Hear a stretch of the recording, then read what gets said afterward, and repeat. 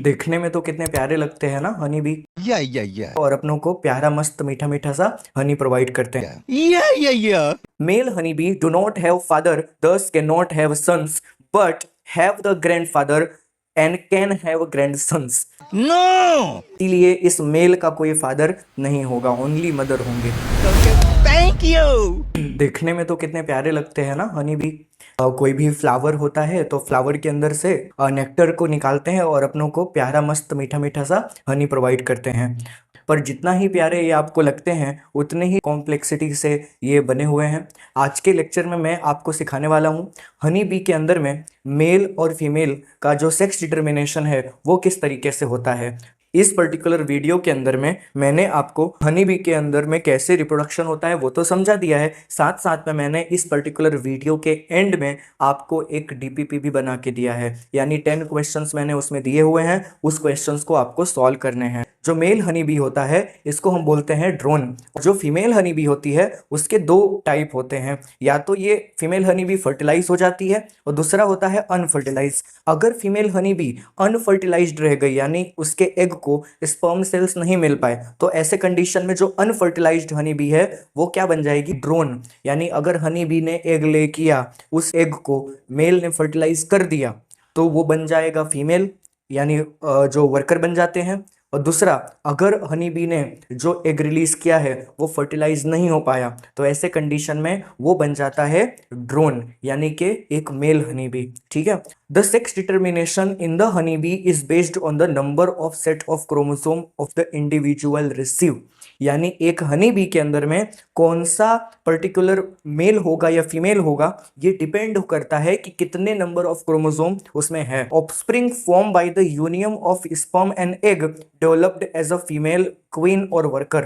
कोई भी एक हनी बी है, अगर उसको मेल और फीमेल, यहाँ डायग्राम में देखो, यानी कि मेल और फीमेल, यानी मेल यहाँ पे मिल गया और फीमेल का एक इधर मिल गया, यानी मेल और फीमेल दोनों का फ्यूजन हो रहा है। तो ऐसे कंडीशन में उसके अंदर में टोटल 32 क्रोमोसोम्स हो जाते हैं। 16 क्रोमोसोम मेल गैमेट से मिला और 16 क्रोमोसोम मिला फीमेल गैमेट से। तो ऐसे कंडीशन में वो या तो क्वीन बनेगा या तो वर्कर भी बनेगा। ठीक है। और अगर जो हनी बी ने एग रिलीज किया है, क्वीन हनी बी ने जो एग रिलीज किया है वो अनफर्टिलाइज्ड रह गया, यानी उसका फर्टिलाइजेशन नहीं हो पाया, तो ऐसे कंडीशन में वो बन जाएगा मेल हनी बी। यानी मेल हनी बी के अंदर में total number of chromosomes only 16 होते हैं, जबकि फीमेल के अंदर में टोटल नंबर ऑफ क्रोमोसोम आपको 32 देखने को मिलते हैं। ठीक है। Male have the half number of chromosome in that of the female. यानी जो मेल होते हैं उसके अंदर में फीमेल के कंपेयर में आधे नंबर के क्रोमोसोम्स ही होते हैं, यानी जिंदगी भर उनको हेप्लॉइड फॉर्म में ही अपना जिंदगी सर्वाइव करना होता है। The female are diploid having 32 chromosomes. यानी जो मेल है उसके पास ओनली 16 क्रोमोसोम और जो फीमेल है उसके पास 32 क्रोमोसोम्स, और ये जो है वो डिप्लॉयड रहेगी। फीमेल जो है वो क्या रहेगी, डिप्लॉयड। और मेल्स आर हेप्लॉयड, यानी मेल जो रहेंगे वो क्या रहेंगे, हेप्लॉयड, और उसके पास होंगे ओनली 16 क्रोमोसोम। ओके। इस हिसाब से जो रिप्रोडक्शन करते हैं ऑर्गेनिज्म, हम उनको बोलते हैं हेप्लोडिप्लॉयड सेक्स डिटर्मिनेशन सिस्टम। अजीब नाम है ना, हेप्लोडिप्लॉयड। हेप्लो मतलब जो मेल है वो हेप्लॉयड 16 क्रोमोसोम, डिप्लो मतलब जो फीमेल है 32 क्रोमोसोम डिप्लॉयड, और ये सेक्स डिटर्मिनेशन सिस्टम है, इनका ऐसे ही काम करता है। ओके। अब has the special characteristics feature, यानी इस पर्टिकुलर टाइप के अगर सेक्स डिटर्मिनेशन होता है तो उसमें एक स्पेशल फीचर होता है। क्या special feature, they male produces sperm by mitosis. अब जनरली देखो, जो स्पर्म होता है वो एक मेल गेमेट होता है, और गेमेट फॉर्मेशन के लिए जो हमारे पास में सेलुलर डिवीजन होता है ना, उस टाइप का नाम है मियोसिस। बट इस कंडीशन में, यानी हनी बी के कंडीशन में, जो मेल हैं वो 16 क्रोमोसोम से जो स्पर्म बनाते हैं वो माइटोसिस से बनाएंगे, यानी कि इक्वल सेल डिवीजन होगा, वहां पे रिडक्शनल सेल डिवीजन नहीं होगा, यानी क्रोमोसोम के नंबर मेल में और मेल के स्पर्म में इक्वल रहेंगे। ठीक है। तो वहां पे माइटोसिस होगा। दूसरा, male honey bee do not have father thus can not have sons but have the grandfather and can have grandsons. Okay. यानी कि जो मेल हनी बी होते हैं उनके पापा नहीं होंगे, फादर नहीं होंगे, बट ऐसे कंडीशन में वो सन भी प्रोड्यूस नहीं कर पाएंगे, बट मेल हनी बी के जो ग्रैंड पेरेंट्स हैं वो होंगे और इसी वजह से वो ग्रैंड सन भी प्रोड्यूस कर पाएंगे। अब मैं इसको समझाता हूँ कैसे, ठीक है। तो अब देखो, इमेजिन करो कि जो पेरेंट्स है वो क्या है, फीमेल है तो उसके पास 32 क्रोमोसोम होगा, और मेल है तो कितना क्रोमोसोम होगा, माइटोसिस में 16 क्रोमोसोम होगा। माइटोसिस करने के बाद में ये 16 से जो क्रोमोसोम है वो 16 ही रहेगा, और फीमेल क्या है, फीमेल हाफ हाफ करके बनाएगा क्रोमोसोम, यानी 16 और 16 रिडक्शनल सेल डिवीजन होता है ना फीमेल में, तो ऐसे कंडीशन में 16 इधर हो जाएंगे, 16 इधर हो जाएंगे। अगर ये वाला जो 16 है वो इस वाले 16 से कंबाइन हो गया तो ऐसे कंडीशन में ये बन जाएगा फीमेल। यानी अगर फीमेल बनाना है तो फादर भी चाहिए और मदर भी चाहिए, ओके।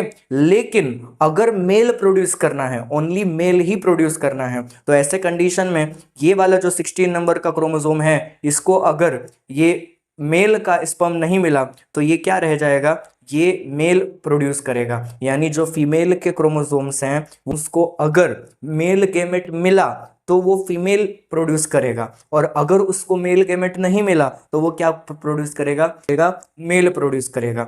यानी अगर यहाँ पर मेल बोर्न हो रहा है तो मेल का मोम तो है फीमेल, लेकिन इसके फादर नहीं है, ओके। पर इस फीमेल को बनाने के लिए भी कोई मेल तो लगा होगा, यानी मेल और फीमेल तो लगे होंगे, ओके। तो ऐसे कंडीशन में ये पर्टिकुलर मेल जो प्रोड्यूस हुआ है F1 जनरेशन में, उसके फादर नहीं है पर उसके ग्रैंड फादर थे, ओके। सेम इसी तरीके से यहाँ पर जो मेल प्रोड्यूस हुआ है उस मेल के सन तो नहीं होगा, यानी अगर ये मेल फीमेल गैमेट से फर्टिलाइज हुआ तो यहाँ पे बनेगा फीमेल, ओके।